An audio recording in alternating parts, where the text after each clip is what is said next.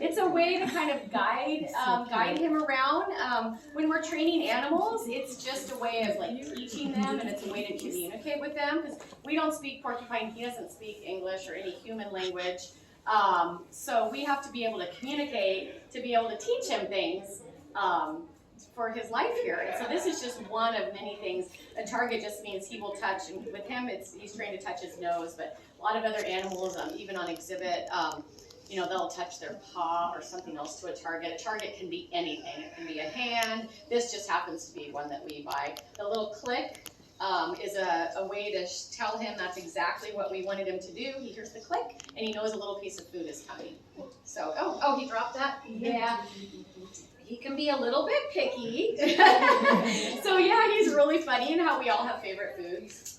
Well, he has favorite foods too. So the only things he eats here in his training situation are his favorites, which are his root vegetables and peanuts. That's what he just ate in the shell. He eats beets, butternut squash, yam, jicama. So those are all things that he really likes. But of those, the yam and peanuts are his top favorite.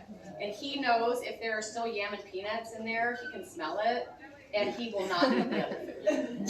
It's just a thing. Yeah, he's really, really funny. So I've already saved some of the favorites for his crate, because we always want to make sure the crate has all his really delicious things. So yeah, he's really funny. So I do have 4 peanuts here. And until he eats the peanuts, unless I take them away, he will not eat the beet. But he does really like this. So yeah, he's real quirky that way. But it's like we all have our favorite foods, and animals do too. Here at the Oregon Zoo, we have a zoo nutritionist who her specialty is providing proper and great nutrition and great food to our animals. So she tells us what type of food to feed him. Of the range of foods, and then we have to figure out what are his favorites. But we can't feed him too many of the root vegetables. They're actually really high in natural sugar, so we have a very specific amount we can give him. Yeah. So the quills, just like I was saying, they're such an amazing defense mechanism. They're not an animal, like if they feel threatened, they don't like attack. They're not in the fight or flight, they're more of a freeze. So if they feel threatened or startled by something, they will put their quills up and freeze. And sometimes we see that in the Bebeto. It doesn't mean he's in a life-threatening scare, but he just will hear a noise that startles him, and he'll freeze and put his quills up. And sometimes he'll freeze for a few minutes. Sometimes it's just an instant thing. But it is really interesting to see when their quills out. Everyone's welcome to come in. Hi. Yeah, we have our porcupine out. There's plenty of room over here. You'll be able to see better. Yeah, this is very informal. Yeah. Prehensile tail porcupine. It is, yeah. It absolutely is. So yeah, his name is Bebeto, if you've just come in. Yeah, they're found in the forests of Brazil. So these porcupines spend almost all their time in trees. Can you all see his long tail? Where is it? Is it wrapped? Oh yeah, he's wrapped. It's kind of the same color as these branches. Well, that tail really helps them in the trees. They can wrap around with the tip of it. Now, it's not as prehensile as a monkey's tail. They can't wrap it around and then swing. They can't quite do that, but it does really help them when they're up in those trees to stay balanced. If they start to fall, their tail is always wrapped around. So he almost always has his tail sort of wrapped like that, just as an extra little security measure. So yeah, most of their time is spent in trees. They do come down to go to the next tree. And here at the Oregon Zoo, his habitat, which is off exhibit, has a bunch of branches. And this is always his preference to be on a branch like this. Did you have a question? How long is it? Oh, we've never measured it. You can all take a guess. I would say it's about maybe almost 2 feet long. Yeah, it's pretty long. So all other porcupines have tails, but only this species. There's a few other similar species down in South America have those long prehensile tails. So he's not the only one, but most of them don't. Has anyone here ever seen a North American porcupine? Up here? Not everyone's seen them. Yeah, they're kind of hard to see in the wild. They're nocturnal, but they are big, very, very fluffy. They have a lot of fur, and they have a very short little tail, kind of a triangle shape. They use their tail in a different way. So they all have tails, but they just use them in different ways. So porcupines are rodents. That's another kind of neat thing about them. So they have those ever-growing front teeth. And that is why he has to always have really hard things to chew on. So a lot of his food, like those peanuts in the shell I mentioned, the peanuts are, the shell is technically edible, and our nutritionist would love if he ate them because there's a lot of fiber in those, but he doesn't like them. He just drops them. But even opening the shells is a good way to wear his teeth down. He chews on a lot of branches. We give him a lot of like wood material. And yeah, so a lot of his food, he also gets these biscuits, I should have showed you before.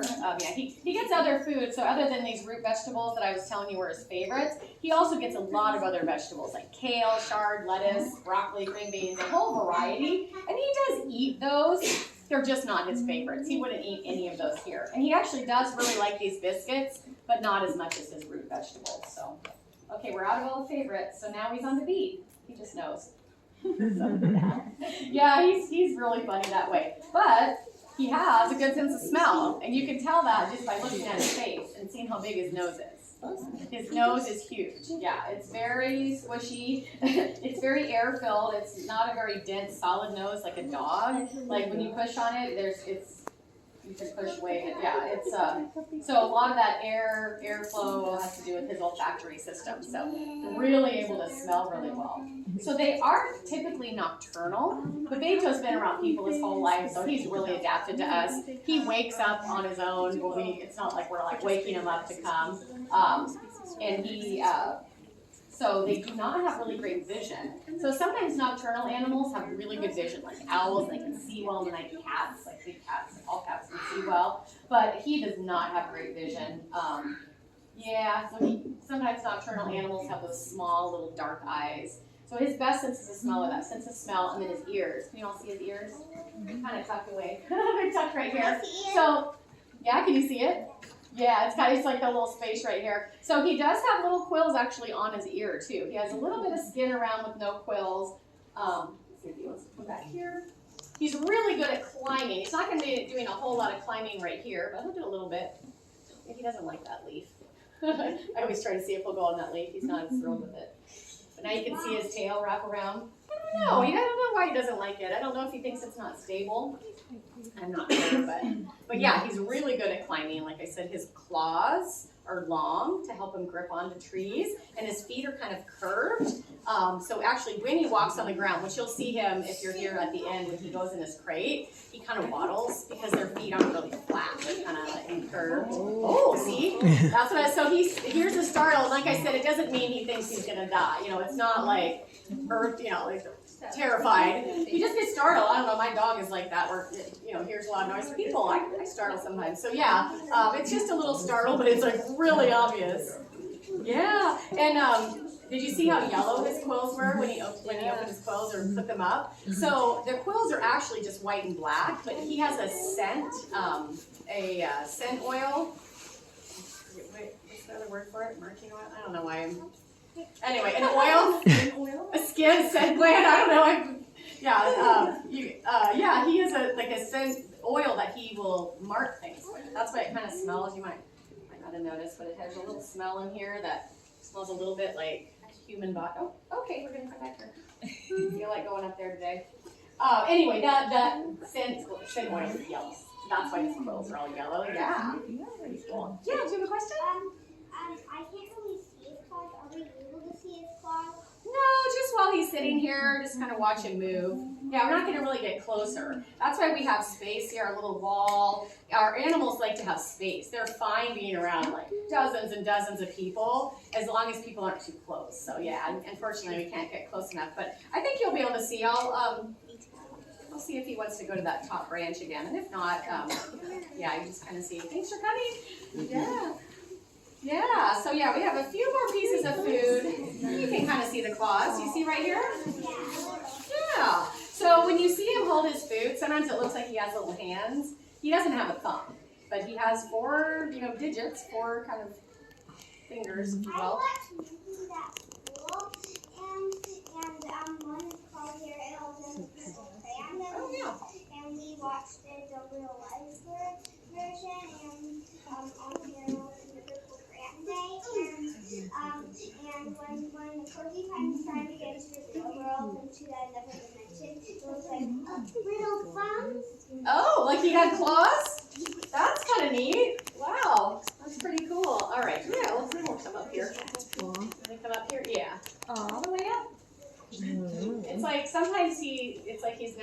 even though he's been on this a lot.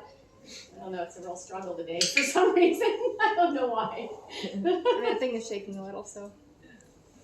Yeah, no, it's because I'm standing on it. Yeah, I know. He sometimes, we have that a lot of times our animals, sometimes they just are, I don't know, they're a little more, I don't know, unsteady. I did want to ask a question. Of course, yeah. I mean, we walked in maybe just a little bit late, but I do wonder, how long is its lifespan? Oh, yeah, no, I hadn't mentioned that. So, so he is about 13, and their lifespan under human care is in their early 20s. So he's kind of middle-aged right now. Yeah. Bebeto came to us from a zoo in Florida. So they only stay with their parents for a few months, usually around like 4 or 5 months or so. The parents, or it's really the mother, they're just a more independent species. So we got him right about the time when his mother was going to stop taking care of him. So yeah, so he's been here most of his life. Yeah. He's gonna eat his butternut squash. That's good. Oh no, he rejected it. He does really like it a lot some of the time, but you know. Yeah, hi, if you're just coming in, we are probably just like a minute or two away from finishing. But this is Bebeto. He's our prehensile tail porcupine or Brazilian porcupine. Yeah. So any last minute questions for those of you that have been here? We'll probably have a couple, maybe 1 or 2 more pieces of food, and then I'll see if he wants to go in his travel crate. So I mentioned if you've just come in, his crate is always out there. It's like a really comfortable, safe space for him. If something startles him or something, he always has the option to go in there.